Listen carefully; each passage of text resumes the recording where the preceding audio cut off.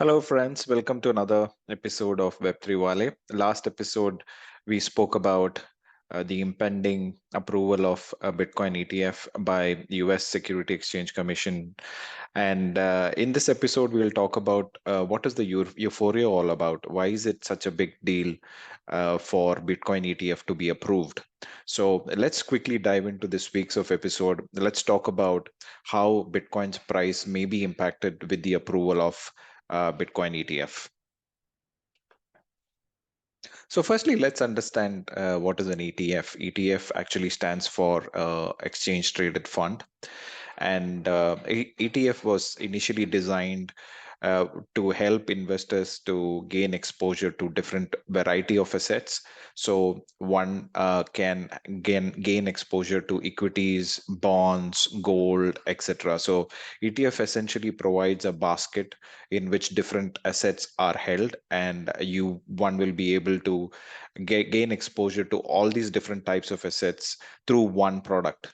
So that was the principle behind which ETF was launched. And the other property of ETF is that ETF in itself acts like a equity or a share which could be traded in the open market, like any other stocks like Tesla, Apple, or you call it any other equity. You will be able to trade ETF in an open market, and it has a fluctuating price in the open market like shares. So ETF essentially provides exposure to different assets, and you can also trade it as a stock. And the other point of ETF is that it closely tracks the price of its underlying assets. So if ETF has a mix of a bunch of products like Apple and US Treasury bonds and a gold price, it will closely track in relation to the asset price of all these three assets. And there is arbitrage opportunities, which means that there can be opportunities where the actual asset price may be $100. Let's say Apple share is trading at $100, but an Apple ETF may be trading at $95. So it provides a unique opportunity for the investors to actually buy an ETF instead of actual share of ETF, because you're essentially getting Apple shares at $5 discount. But the whole idea is to make sure that the difference is not much, and ETF is actually trading very close to its underlying asset, in this case Apple. So the idea is to have ETF traded in the secondary market as close as the asset price. But in case if it does, then it is an opportunity for people to buy ETF and then sell it in the secondary market, and thus make that arbitrage of $5. So that's a 100 feet level overview of ETF. And moving further ahead, which was the last ETF? Because we speak so much about Bitcoin and how it is related to gold, it becomes easier to compare the impact of gold price when ETF was introduced for gold. So often Bitcoin is known as digital gold, and it just makes practical sense for us to look at how the gold price fared when an ETF was introduced in the US for gold. So if you look at this chart, you will see that in 2004, somewhere around November 2004, there was gold ETF approved in the US, and at that point in time, the gold price was trading around $200. And once the ETF is approved around this time, you can see a sharp spike, right? The gold price went up to almost $600. So it's about two times. The price just went up by two times after the introduction of ETF. Now you might ask me, why is that? Why has this gold price gone up by two times? It's simply because that people now found it easier to invest in gold. Before launching gold ETF, the only way one could invest in gold is through buying physical gold, and all the associated administrative challenges of making sure gold is kept safe. If you do not have a safe place to keep it, you need to hire services to keep your gold safe. So all the associated burden of buying gold in physical market was completely eliminated with the introduction of Bitcoin ETF. And gold also became a portfolio, or it became part of the portfolio of high net worth individuals. So if somebody had an investment portfolio of $100 million, the investment advisor would suggest the high net individual to allocate 1% of his investment fund to gold. And it became a lot more easier for people to allocate through gold ETF. And that's why you see a spike in gold price in November 2004, from the time it was introduced, and there was a 2x improvement in price, simply because it provided a easier way for people to access gold instead of buying gold physically, and or going through all the hassles of uh, understanding how to store it safely, etc. So with that, let's just move on into the next slide. So who are the people who are actually looking to introduce Bitcoin ETF now? Like I mentioned in the last episode, we have quite a few investment banks who are looking to introduce Bitcoin ETF. So some of the notable investment banks who are looking to launch a Bitcoin ETF are BlackRock, Wisdom Tree, Valkyrie, Vanek, Fidelity, etc. And if you look at their assets under management, so they manage billions of dollars of amount for their clients.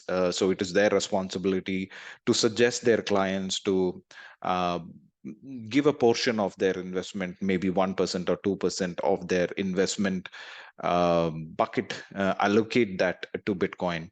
So if you look at BlackRock, which has over $9 trillion, which is about close to 3 times of India's GDP, and if they could allocate even 0.5%, that would be close to $50 billion or so. So that would make sure that there is constant demand for Bitcoin. And unlike gold, gold has infinite supply. When I say infinite, though it is scarce, people say gold is scarce, and that is the reason why it gains its value. And it has been there for over centuries, maybe 4 to 5 centuries. Gold has been a traditional asset, and gold derives its value because people think it is scarce, and not much of gold is available in the world. Having said that, people are still able to mine gold. So unlike gold, Bitcoin has a fixed supply. It has only a supply of 21 million. And because that it is going to be traded as an exchange traded fund, and because it is an open public ledger, you can easily track the number of Bitcoins that are in circulating supply, number of Bitcoins that is kept in storage, number of Bitcoins that has been sold. And from a demand perspective, you can always look at what is the adoption of Bitcoin, how many wallets have been created on the network, how is it growing, are people transacting Bitcoin, are they sending Bitcoin from one address to another address. So from a demand perspective, you can actually keep a track of the network adoption.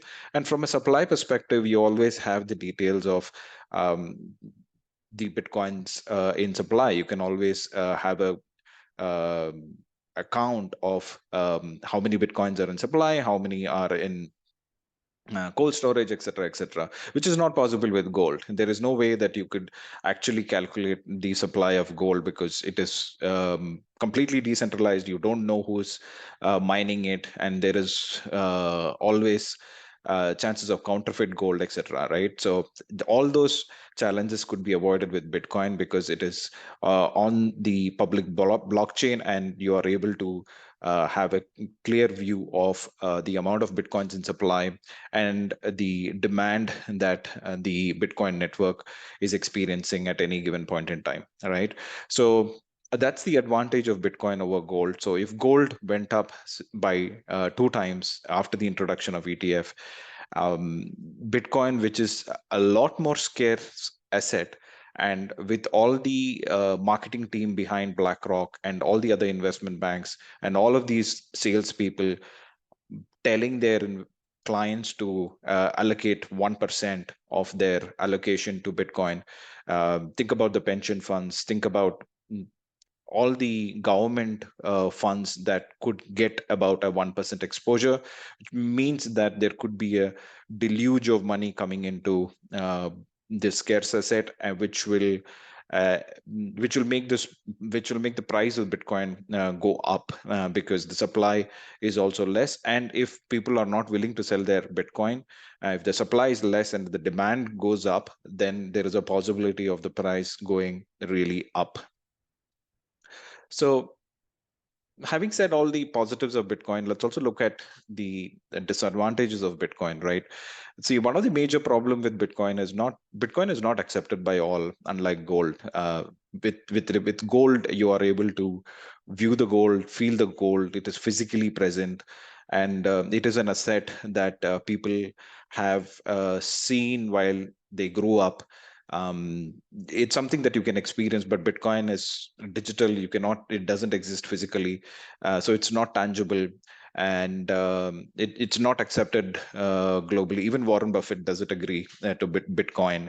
He thinks that it is completely hawks, and he doesn't consider Bitcoin as an asset class at all. He's the famous investor in the world. And secondly, regulatory concerns, right? We don't really know how government is going to treat Bitcoin, especially because of its cross-border property, where one can send Bitcoin from, say, India to US in matter of seconds, right? And that can come under money laundering, that can come under cross-border payments, etc. So there is a regulatory uncertainty surrounding Bitcoin. So hopefully, I'm hoping that once the Bitcoin ETF is approved in the US, there's going to be a lot more regulatory guidance. And considering all the macroeconomic conditions that exist around the world, and the amount of debt that each country is being laid with, it probably makes sense to invest in Bitcoin just as a safe haven because of its limited supply, and because internet is such a force these days. um, in my mind, it only makes sense to have internet money, so to say, which people can transact irrespective of where they are in the globe. So that may take maybe a year, 10 years, or 15 or 20 years, God knows how long. But logically, in my perspective, it just makes sense to have a currency for the internet, which could be Bitcoin, or it could be any other cryptocurrency coins. Purely that lives on the internet, and it just makes lives easier for a general public rather than having a currency for one country, and when you're moving abroad, converting that into a different currency. You can get away with all that hassle if you have uniform, universal cryptocurrency, which makes things a lot more easier for people around the globe. So that's it for today. Thank you very much for listening to me, and you have a great day. Thank you.